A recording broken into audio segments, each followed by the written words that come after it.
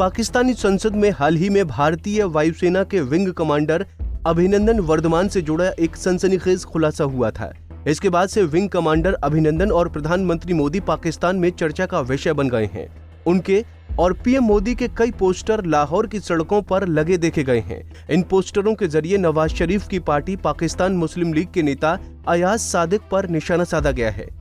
कई पोस्टरों में अयाज सादिक को कौम का गद्दार बताया गया है। इतना ही नहीं, सादिक पर निशाना साधते हुए उनकी मूंछें अभिनंदन की तरह ही बनाई गई हैं और पोस्टर में उनको भारत का समर्थक करार दिया है। दरअसल अयाज सादिक ने ही पाकिस्तानी संसद में अभिनंदन की रिहाई को लेकर इमरान खान सरकार की पोल खोली थी। सादिक ने पाकिस्तानी संसद में ये दावा किया था कि पाकिस्तान ने भारत द्वारा हमले के डर से अभिनंदन को वापस सौंप दिया था। और अभिनंदन की क्या बात करते हैं। मुझे याद है शाह महमूद कुरैशी साहब उस मीटिंग में थे जिसमें प्राइम मिनिस्टर साहब ने आने से इनकार कर दिया और चीफ ऑफ आर्मी स्टाफ तशरीफ लाए।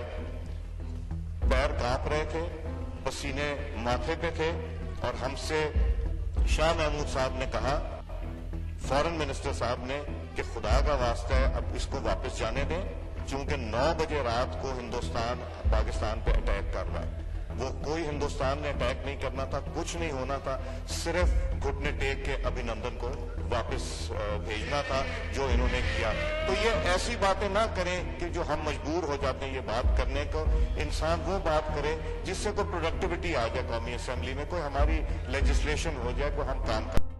अब PMLN नेता और नेशनल असेंबली के पूर्व स्पीकर अयाज सादिक को विंग कमांडर अभिनंदन पर टिप्पणी करने के लिए अपने ही निर्वाचन क्षेत्र में आलोचना का सामना करना पड़ रहा है। वहीं पूरे पाकिस्तान में भी अयाज सादिक के खिलाफ विरोध प्रदर्शन हो रहे हैं। इमरान सरकार के मंत्रियों ने तो उनके खिलाफ मोर्चा खोल दिया है। मीडिया रिपोर्ट्स के मुताबिक पाकिस्तान के आंतरिक मंत्री अयाज अहमद शाह ने कहा कि अयाज सादिक को भारत चले जाना चाहिए। उन्होंने कहा कि अपनी फौज के खिलाफ जो बातें उन्होंने संसद में कही हैं, उसे वो अमृतसर जाकर कहें। आंतरिक मंत्री ने कहा कि सादिक द्वारा देश की परवाह किए बिना सेना प्रमुख के खिलाफ आधारहीन आरोप लगाए गए हैं। एजाज अहमद शाह ने कहा कि उन्हें पूरा यकीन है कि ये सब शरीफ परिवार के भ्रष्टाचार को कवर करने और देश की लुटी हुई संपत्ति को बचाने के लिए किया जा रहा है। वहीं दूसरी ओर अयाज सादिक पाकिस्तान की संसद में दिए अपने बयान पर अब भी कायम हैं। उन्होंने ये भी कहा कि उनके पास कई राज आज भी दफन हैं, लेकिन कभी भी कोई गैर जिम्मेदाराना बयान नहीं दिया है। मीडिया रिपोर्ट्स के मुताबिक उन्होंने कहा, मैंने राजनीतिक मतभेद के चलते ये बयान दिया था। इसे पाकिस्तानी सेना के साथ जोड़ना सही नहीं है। मैं अपने रुख पर अड़ा हूं और आप इसे भविष्य में देखेंगे। मैंने पाकिस्तान की राष्ट्रीय सुरक्षा समिति का नेतृत्व किया है। हम राजनीतिक लोग हैं और अतीत में राजनीतिक विरोधियों के खिलाफ बयान देते रहे हैं। हम भविष्य में भी ऐसा करना जारी रखेंगे, लेकिन जब पाकिस्तान या हमारी एकता या संस्थाओं की बात आती है तो भारत के लिए पाकिस्तान का संदेश बहुत स्पष्ट है।